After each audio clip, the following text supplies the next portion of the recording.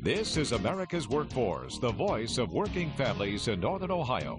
One solid hour of fact-finding features, in-depth interviews, informative news segments, and practical consumer reports. Tune in now and every weekday afternoon from 4 to 5 as we stand up for you, your family, and our community. Now, here's your host, Ed Flash Ferris. A top economist disputes claims America is broke. The Ohio Senate restores cuts to schools and cities. More recalls approved in Wisconsin. And today on the broadcast, the Painters and Allied Trades and a local commissioner speaks out. All right, two featured guests joining us. One of them is one of our regulars and a sponsor. That's Jimmy Williams, who's the general president of the Painters and Allied Trades. Website is IUPAT.org.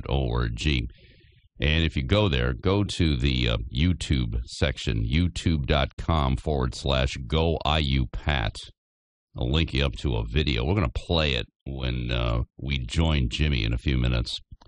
And this is Trumka's speech. We're going to really dissect Trumka's speech at the National Press Club about 2 weeks ago, in which he charted an aggressive, independent approach by working people and their unions to build the power of working people in the workplace and in the political sphere. He said it doesn't matter if candidates and parties are controlling the wrecking ball or simply standing aside. He referred to the Republicans, you know, what they're doing state by state, taking away collective bargaining rights, attacks any way possible on working men and women. And a lot of the Democrats are just standing by. Now, in Wisconsin, they walked out. They're fighting back. In fact, they got a story on a recall in a couple of minutes. But a lot of Dems are standing by the sidelines, and Trumka says that's not right. That's not right. He is going to support whoever comes forward and stands for working people. So Jimmy's going to talk about that. There was an op-ed piece in the Washington Post by Harold Meyerson, which he wants to comment on. And Harold says this is a bad strategy, what Trumka's talking about. He writes, the primary source of labor's frustration has been the consistent inability of the Democrats to strengthen the legislation that once allowed workers to join unions without fear of employer reprisals. American business has poked so many holes in the 1935 National Labor Relations Act that it now affords workers no protections at all. Many union activists viewed the 2009-2010 battle for the most recent iteration of labor law reform, the Employee Free Choice Act, as labor's last stand. EFCA could never attain the magic 60-vote threshold required to cut off a filibuster, despite the presence at one point of 60 Democratic senators. Given the rate at which private sector unionization continues to fall, which in turn imperils support for public sector unions, many of labor's most thoughtful leaders now consider the Democrats' inability to enact an EFCA piece of legislation a death sentence for the American labor movement. In fact, Meyerson quotes one leading labor strategist saying that unions may all but disappear within the next 10 years. That's pretty heavy stuff. And Jimmy says, this guy that wrote this piece, Harold Meyerson, misinterpreted what Rich Trumka said to the National Press Club. So Jimmy's got a lot to dissect here. Points. All right, let's go to a live line. Number one, welcome Jimmy Williams of the Painters and Allied Trades. Jimmy, good afternoon. Welcome back to the broadcast. Good afternoon, Flash. Well, today we're going to talk about the National Press Club speech of Rich Trumka, which occurred about 2 weeks ago. And I was promoting before you came on the show your website. Well, it's posted on YouTube, youtube.com/go IUPAT as International Union of Painters and Allied Trades. Let's why don't we just go to that right now and then you can comment on it. Is okay? Sure. It sounds good. Okay. Here it is. Again, it's youtube.com/go IUPAT. And this is Rich Trumka at the National Press Club. The stakes are so high for working America and for us, for working families. So the question becomes, will the country be ruled by greed, by people who would cut or take pensions away from first responders, people who would take away the fundamental human rights of our workers, who would choose tax breaks for the richest among us over a future for all of us? Or will we be a country where we choose a future, where we look out for each other, where we all have a voice? We must also raise our voice to win a better future for all working people, every last one of them, here in America and around the globe. See, here's what we're going to be doing. First, we're going to use that voice to end the Scott Walker agenda as a viable political strategy by winning recall elections in Wisconsin and citizen vetoes of destructive legislation in other states, and then retaking state houses. Then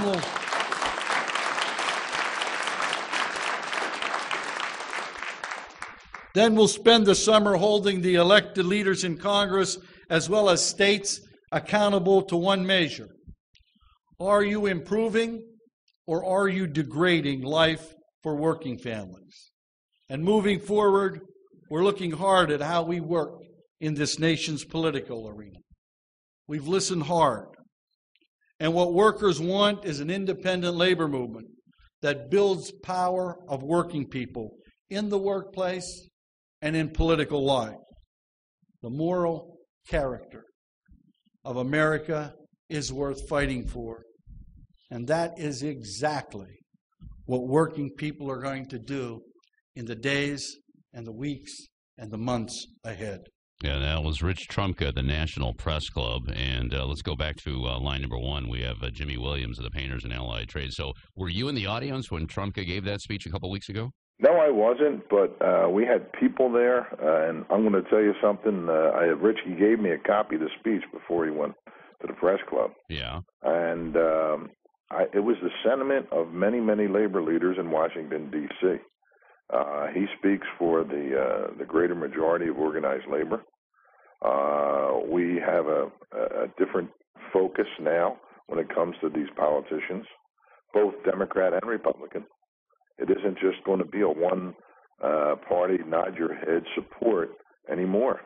They've had an opportunity for a number of years to support, our labor's agenda, because we've always supported basically the Democratic Party, but we've got nothing out of it. Mm-hmm. And it's, I don't think it's rhetoric. I think it's the true feeling of a lot of labor organizations that we desperately need to come together and to support candidates that support our issues. I think that the speech that Richie made and the manner in which he made it was basically telling both sides of Congress, that we're not going to be taken for granted. So I'm really excited about it, Flash, because 4 or 5 big unions are behind this, and it isn't and a lot of little internationals, but it isn't something that's just going to go away. Yeah. Yeah.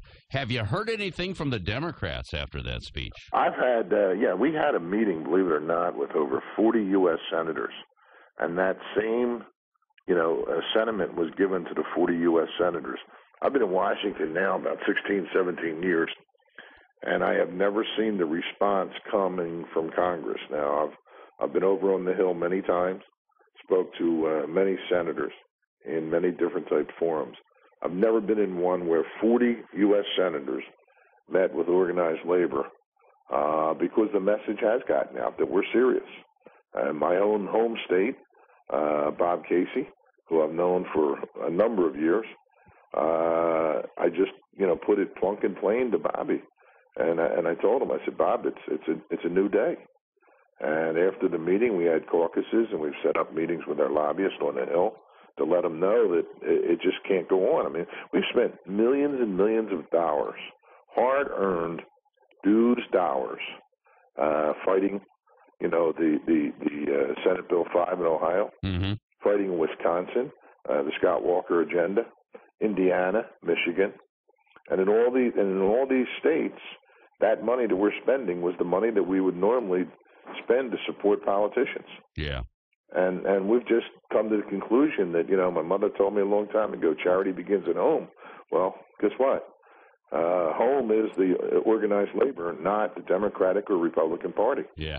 I think that's part of the strategy to, when especially on the far right, they want unions to spend a lot of money on defense. So when it comes to, like, for instance, next year, big presidential year, you don't have anything left.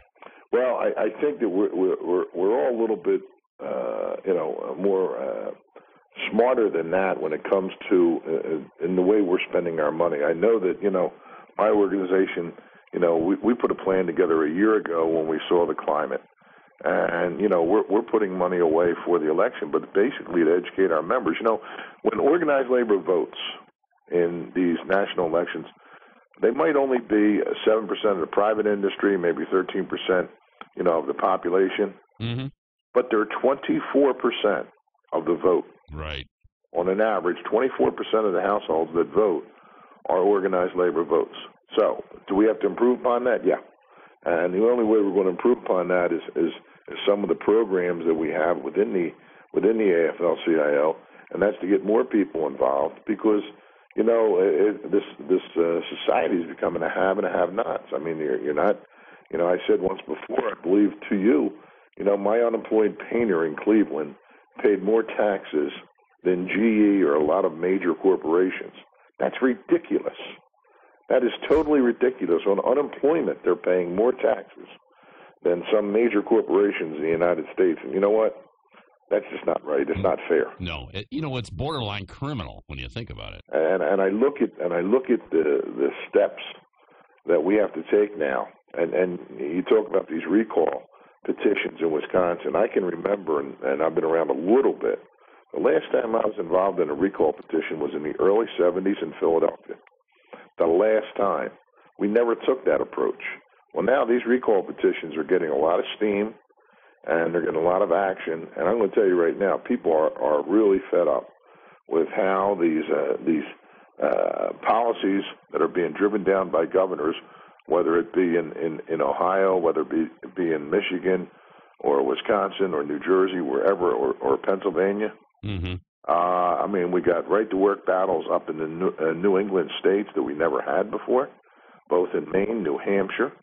So I think that, it's not something that is just hitting one part of the country. All these battleground states, there's a pattern driven by the right, mm-hmm. that these battleground states are the focus for causing disruption, causing insurgency amongst our members, and quite honestly, making our members think if we have to speak to our members and let them know that this is a plan, and don't be fooled by it. Yeah.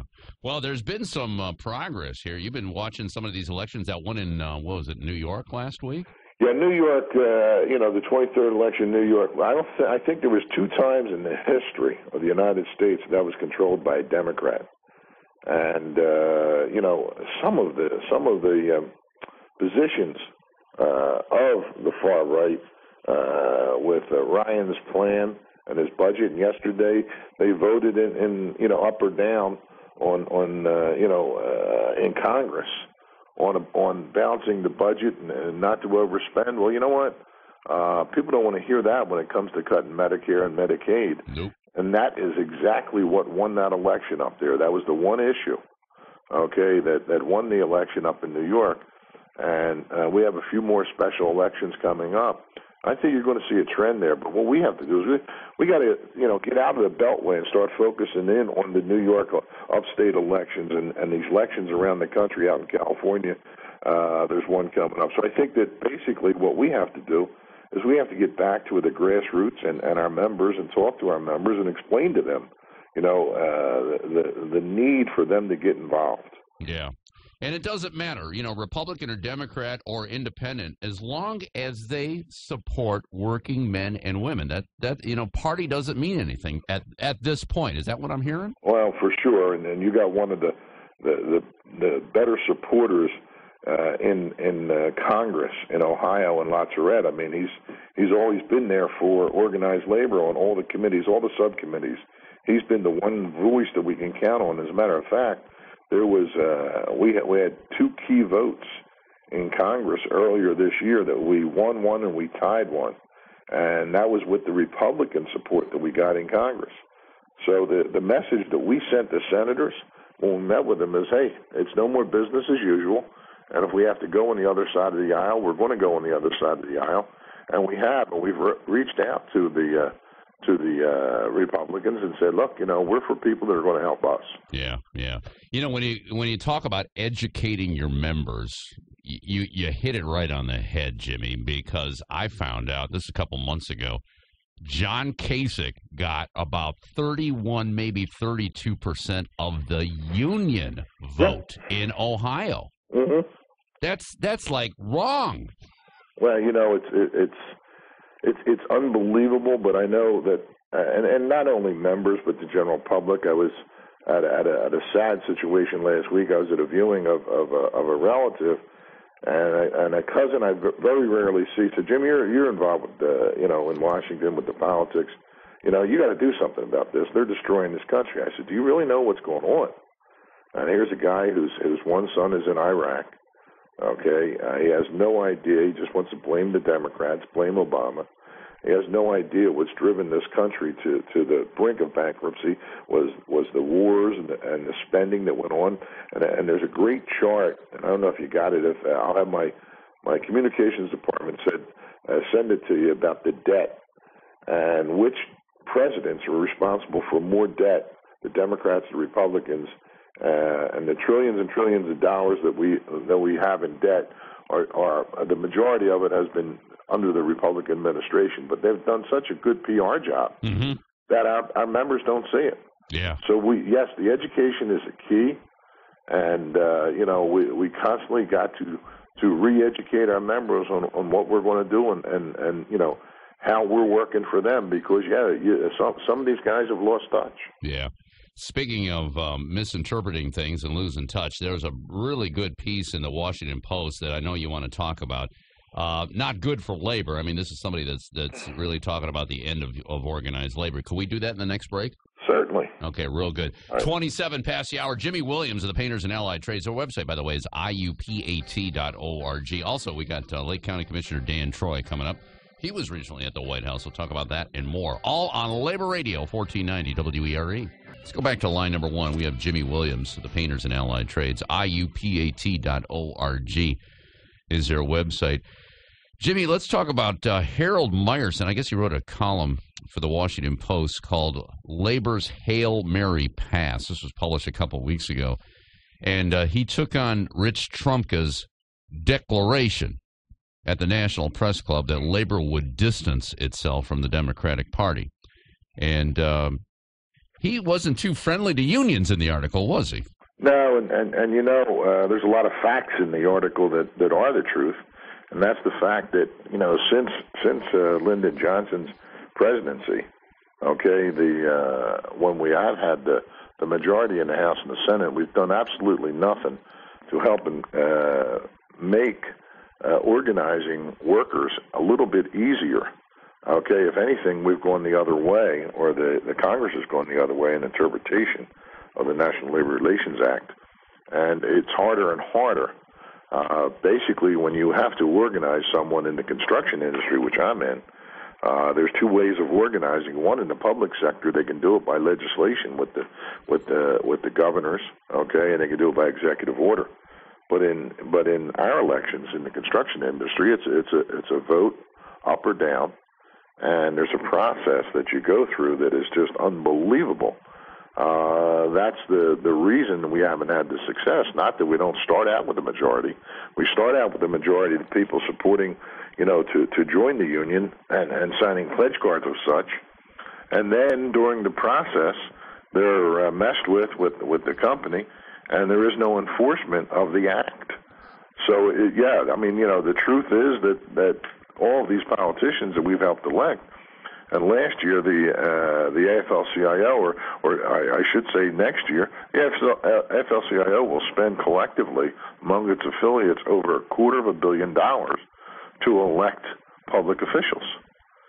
And the ROI on that is not that well for any friendly labor legislation that kind of protects the workers. If anything, it protects Wall Street and not Main Street. Mm-hmm.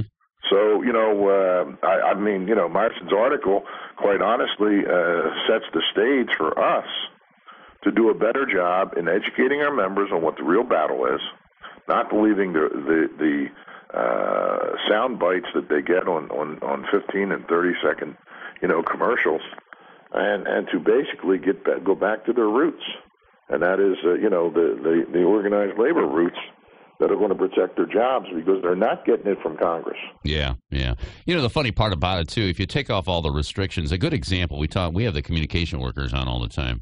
We talk about AT&T, which allows for card check, and Verizon doesn't. I mean, there's two companies in the same respected field, and Verizon fights everything. They're very anti-union, but AT&T says, okay, if the workers want to decide, let them decide. And guess what? The majority are going for the union. And right now in Philadelphia, they're doing a merger between T-Mobile and AT&T. Yep. And that's going to be a big win for the CWA, and hopefully, that will start setting the stage. Because you're right. There are some friendly union, corporations out there that just let it go. A lot of times when you get into these convention centers, and they build these new mega hotels, they leave it open and they don't get involved. And 9 times out of 10, the hotels are going to be union. The Marriott that they're going to be building in Washington, D.C., same situation's going on. Huge 1,400 room hotel, okay, and they're completely open to card check. Yeah. There is hope, but we meaning the leaders, and we meaning the members. It just can't be dumped all on the leadership. The members got to help in getting this message out. And I implore our members to get involved, to help send a message, whether it be our young lions, the young members of the IUPAT, whether it be our retirees. We need more than just 1 or 2 or 3 or 4 leaders out there promoting the cause. We need everybody involved in this. Yeah, everybody on the same page. There is one paragraph in Myerson's article I wanted to bring to your attention, and it really, I don't know if Myerson put it in there just to rattle everybody, but he said, it's over. One of labor's leading strategists told me this month, indeed, since last November's elections, 6 high-ranking labor leaders from a range of unions have told me they believe that private sector unions may all but disappear within the next 10 years. Well, there's always been, going back to the 50s and the merger of the AFL-CIO, there's always been there's different aspects or different groups within organized labor. And, when I walk in that room as a building trades general president, I take my hat off, and there's one boss in that room, and that's Rich Trumka. And some of our leaders want to be, leaders amongst just their union. And we need the umbrella organization of the AFL-CIO. And this is a perfect example. I'm sure there's some people that did make that statement, but the majority of the people that I sit down with, the Randy Weingardens, the Tommy Buffenbargers, the people that are not part of our building trades, the Larry Cohens from the CWA, the Jerry McAtees, okay, the Leo Gerards, those people, okay, are supportive of the building trades issues, and the building trades has to be supportive of the public employees, because the statement that they'll be extinct in 10 years, I doubt it very much. Will they be battered and bruised? Yes, if we let it happen. Yeah. Okay, and that's what we're not doing in Wisconsin. That's what we're not doing, or that's what we're doing is we're protecting our workers in Wisconsin, okay, and we're fighting back. And the same thing in Ohio, the same thing in Michigan. Mm-hmm. Oh, yeah, the referendum drive here on SB 5 is full steam ahead. In fact, I know they have the amount that they need, and they're trying to collect. Some circles are saying 500,000. The Teamsters are trying to collect 1 million signatures. So it is full steam ahead. And you're right, Jimmy. It seems like the sleeping giant is finally awake. Well, I know it has, in the spirit. I get in my Ask the GP questions that I get, and I was reading them last night. I got so many comments about the Wisconsin and the Ohio move.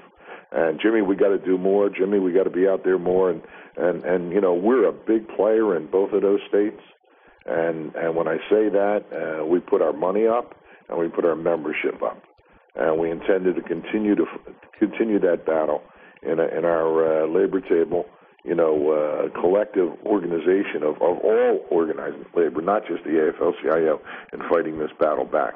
Gotcha. All right, Jimmy, I'll wrap it up there. I thank you so much for what you do, and we will talk next month, my man. All right, take care, Flash. Have a nice day. You too. See you. Bye-bye. All right, it's Jimmy Williams, General President of Painters and Allied Trades. Good guy. IUPAT.org is your website.